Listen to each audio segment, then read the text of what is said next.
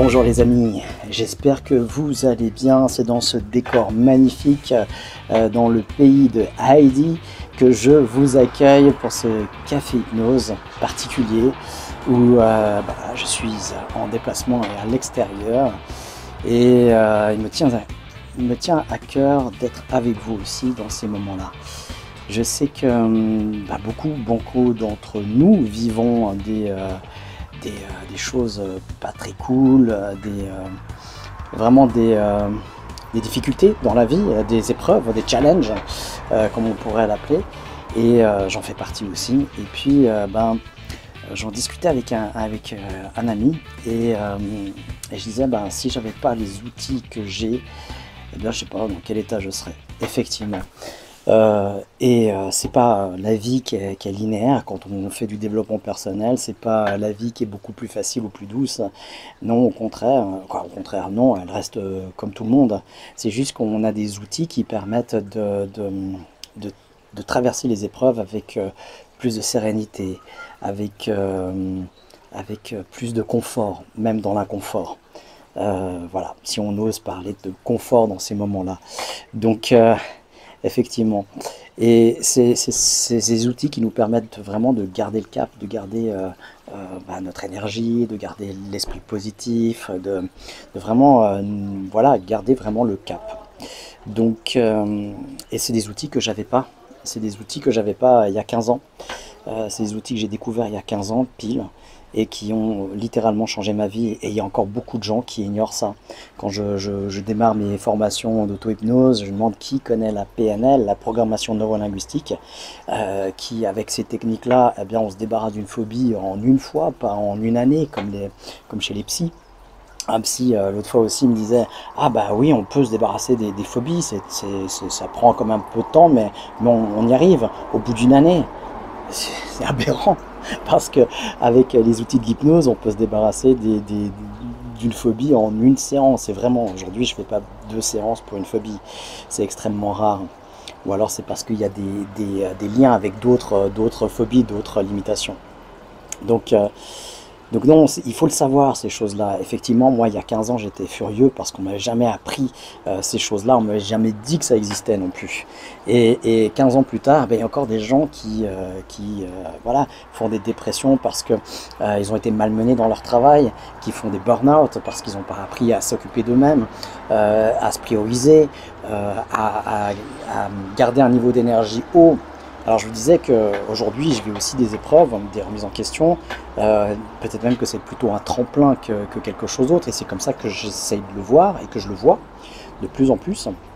Il y a des transitions de vie comme ça, la vie n'est pas un long fleuve tranquille et pour personne. Il y aura des transitions, il y a des changements, et il faut être ouvert aux changements. Et là où justement dans ces moments de transition où je suis vraiment le plus rigoureux et le plus attentif, c'est à mon niveau d'énergie. Parce que de mon niveau d'énergie dépend toutes mes pensées, mes émotions et tout ce que je suis capable d'entreprendre ou de faire. Et quand on est en bas à niveau d'énergie, vous l'avez tous vécu, de s'occuper de soi-même, c'est très difficile. Quand on est malade, quand on a une grippe, d'aller juste se faire un thé, on n'y arrive même pas. Oui, le niveau d'énergie, c'est vraiment ce qu'il y a de plus important. Et c'est ce que j'ai développé dans le coaching mental 2. Vous pouvez déjà y accéder en ligne. Le cours est déjà disponible en ligne, en présentiel. Il va donner naissance à un livre qui est en cours d'écriture. Mais d'abord, il faut lire le premier. Le prérequis pour le niveau 2, c'est vraiment de suivre le coaching mental niveau 1, évidemment, pour avoir les bases. Parce qu'on s'appuie sur ces bases pour le niveau 2. Ce niveau 2, on travaille les 7 domaines de l'énergie que j'ai mis en évidence et que on a déjà évoqué dans ces cafés hypnose. Mais si vous ne l'avez pas vu, le premier niveau d'énergie, c'est le mindset, c'est comment on entrevoit les choses, comment on se prépare mentalement, comment on se parle, quel est notre discours interne. C'est 70%, 70% pour nos amis français de notre niveau d'énergie. Et ensuite, les 6 autres domaines se partagent les 30% restants. C'est la respiration, c'est notre première nourriture. Il y a tellement de gens, je pense que c'est 9,5 personnes sur 10 qui respirent mal. Donc quand on est dans phase de stress, quand on a quelque chose qui nous pèse, eh bien on a la respiration qui va en souffrir, qui va en pâtir et qui va devenir superficielle. Et c'est elle qui, c'est l'oxygène qui nourrit notre cerveau. Donc c'est le premier qui va en pâtir, c'est votre cerveau, donc la capacité à réfléchir, à gérer les émotions, à prendre du recul. Donc la respiration, il faut refaire des exercices de respiration quand on est en phase de difficulté ou de challenge dans la vie. Ensuite, faire attention à sa nourriture, la respiration, la première nourriture, donc après c'est la nourriture. On va avoir une nourriture variée. Attention à sa nourriture, à comment on se nourrit. Ensuite, il y a le sommeil, évidemment. Pas trop dormir aussi, hein. Il y a des moments où il faut bien récupérer, mais après, trop dormir, ça nous refatigue. Voilà, ça c'est aussi tout un cours que vous pouvez trouver sur les ateliers. Un cours sur le sommeil pour apprendre ses cycles de sommeil, récupérer. Et ensuite, le cinquième domaine de l'énergie, eh bien, c'est le sport. Il faut dépenser de l'énergie pour gagner de l'énergie. Des fois, il faut se foutre un coup de pied au cul pour aller sortir. Et c'est ce qui m'est arrivé cette semaine. J'étais fatigué un soir, mais vraiment très fatigué. Mais c'était le jour où il fallait faire du sport, parce que j'en avais pas fait avant, puis j'aurais pas l'occasion d'en faire après. Donc c'est vraiment ce moment-là, eh bien, j'y suis allé. J'en ai fait, je me suis poussé au cul et j'ai bien fait parce que juste après, j'ai eu plus d'énergie et puis le lendemain, eh bien évidemment, j'en ai bénéficié. Ensuite, c'est la spiritualité, évidemment.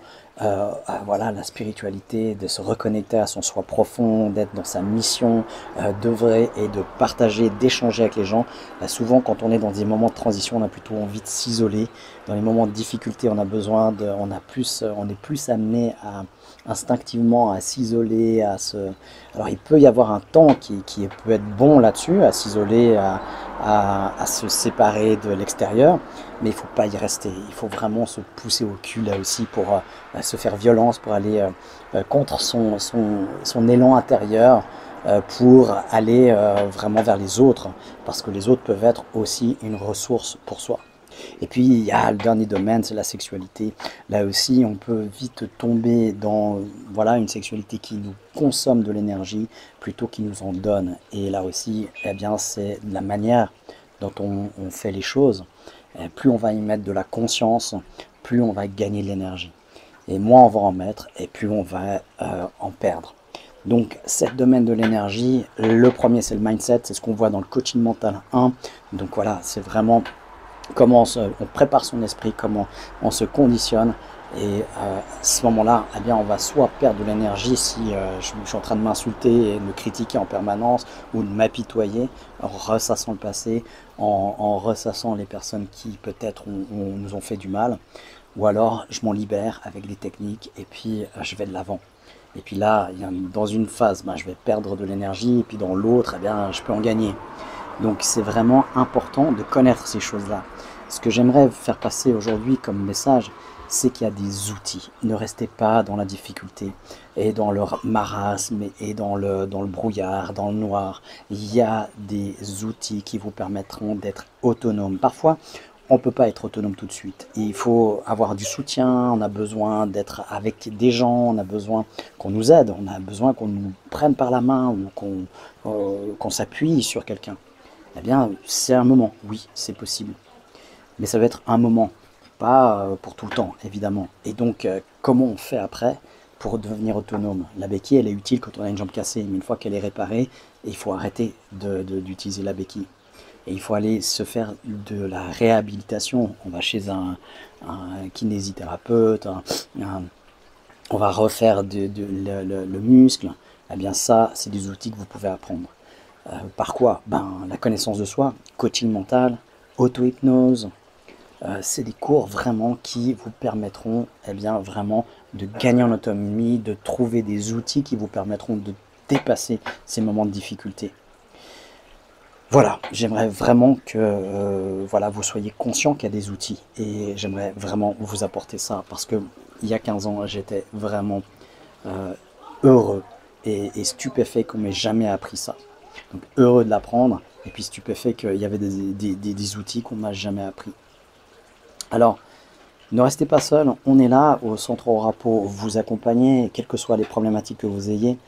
On a les cours, on peut vous former, on peut vous soutenir avec des séances d'hypnose, des séances de coaching, d'accompagnement. Il y a aussi Chris Magnétisme qui fait des soins énergétiques sur le corps, donc pour les douleurs, tout ce qui est physique. Les séances d'hypnose, tout ce qui est psychosomatique. Ne restez pas dans le brouillard, dans le noir, on peut vous aider et puis vous pouvez apprendre, on vous apprend à faire ça tout seul aussi avec le cours d'auto-hypnose. Premier week-end de mai, vous avez un cours qui est proposé, auto-hypnose niveau 1, le 17-18 niveau 2, et puis on va de l'avant avec ça. Coaching mental aussi, vous pouvez suivre toutes ces formations présentielles ou en ligne sur les deux niveaux. Et puis il y a le livre pour le coaching mental niveau 1 qui est déjà sorti depuis 2018 et qui vous accompagne là-dedans. C'est vraiment des outils pratico-pratiques qui vous aideront à coup sûr. Donc voilà, vous avez maintenant l'info, c'est à vous de vous en servir et puis de vous accompagner. Et voilà, ça ne changera pas les moments difficiles de votre vie, mais ça changera les moments difficiles, comment vous les percevez, comment vous les traversez. Et ça vous donnera plus d'élan, plus de capacité à rebondir. C'est sûr et certain. Et puis à être aligné avec vous-même, être aligné avec le corps, esprit et cœur. Donc voilà. Voilà ce que j'avais envie de vous dire pour ce café hypnose. Un petit peu court aujourd'hui. Et bien voilà, c'est dans ce décor magnifique que j'ai plaisir à vous accueillir. Et puis, je vous souhaite tout le meilleur pour la suite. Et puis, on se fait du bien jeudi dans l'expérience hypnotique à 20h20. On se retrouve jeudi.